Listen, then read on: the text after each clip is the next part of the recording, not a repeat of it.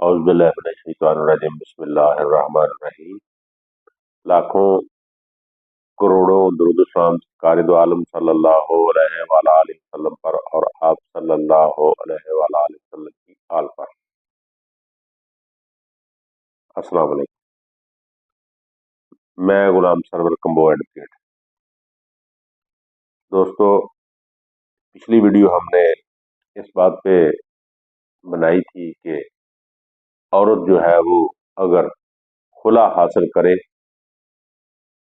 تو وہ بغیر حلالہ کے دوبارہ اپنے اسی خاوند کے ساتھ نکاح کر سکتی ہے۔ تو آج ہم ڈسکس کرتے ہیں کہ خلا کیا ہوتا ہے۔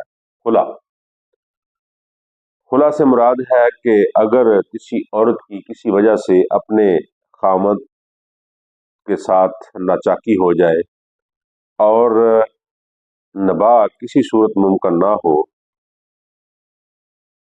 تو اگر مرد طلاق دے کر عورت کو اپنی زوجیت سے علیحدہ نہ کرے تو عورت کو شرعاً بھی حق حاصل ہے اور قانوناً بھی اس کو حق حاصل ہے کہ وہ خلا کے طور پر طلاق حاصل کر سکے۔ خلا سے مراد یہ ہے کہ عورت نے جو مالی منفعت یعنی مالی فائدہ جو اپنے خاوند سے حاصل کیا ہو تو وہ اس کو واپس کر کے طلاق حاصل کرے گی تو وہ خلا کہلائے گا۔ اگر خاوند ایسا نہ کرے تو پھر عورت فیملی کورٹ میں دعویٰ دائر کر کے خلا کے طور پر طلاق حاصل کر سکے گی۔ جب عورت خلا کے طور پر طلاق حاصل کرے گی تو وہ عدالت سے حاصل کی گئی طلاق صرف ایک طلاق تصور ہوگی، کیونکہ جج صاحب جو ہیں وہ طلاق نہیں دیتے بلکہ نکاح کو فسخ یعنی کہ تنسیخ یعنی اس نکاح کو منسوخ کرتے ہیں، تو ایک طلاق تصور کی جاتی ہے۔ نبی پاک صلی اللہ علیہ وسلم کے دور میں ایک خاتون آپ صلی اللہ علیہ وسلم کے پاس آئی اور اس نے کہا کہ یا رسول اللہ صلی اللہ علیہ وسلم، میرے خاوند کی مجھے شکل پسند نہیں ہے۔ تو آپ صلی اللہ علیہ وسلم نے فرمایا کہ آپ کیا چاہتی ہو؟ تو اس نے کہا کہ میں طلاق حاصل کرنا چاہتی ہوں۔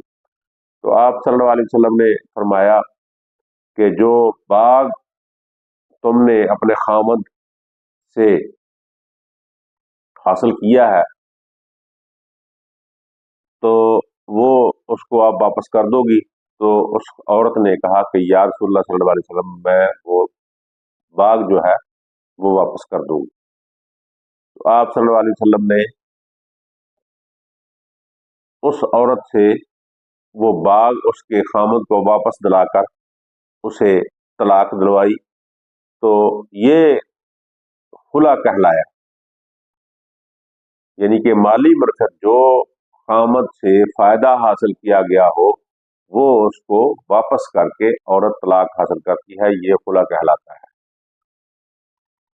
تو اگر عورت خود عدالت سے طلاق حاصل کرے تو وہ بھی خلا کے طور پر حاصل کرے گی، اور اگر عورت کو اس کا خاوند ایسی صورتحال میں کچھ مالی منفعت لے کر طلاق دے دے تو وہ بھی خلا کہلائے گی۔ لیکن خاوند کی جو طلاق دی ہوئی ہے وہ جو ہے اس میں جو ہے وہ ایک طلاق تصور نہیں ہوگی، کیونکہ وہ خود طلاق دے رہا ہے، اس لیے وہ جیسے کہ طریقہ کار ہے طلاق کا اس کے مطابق اگر وہ طلاق دے گا تو وہ طلاق مؤثر ہو جائے گی، اور اس طلاق کے بعد اگر کبھی ایسے حالات پیدا ہو جائے کہ وہ اس پہلے خاوند کے ساتھ دوبارہ نکاح کرے تو اس کے دوران حلالہ ضروری ہے۔ اس میں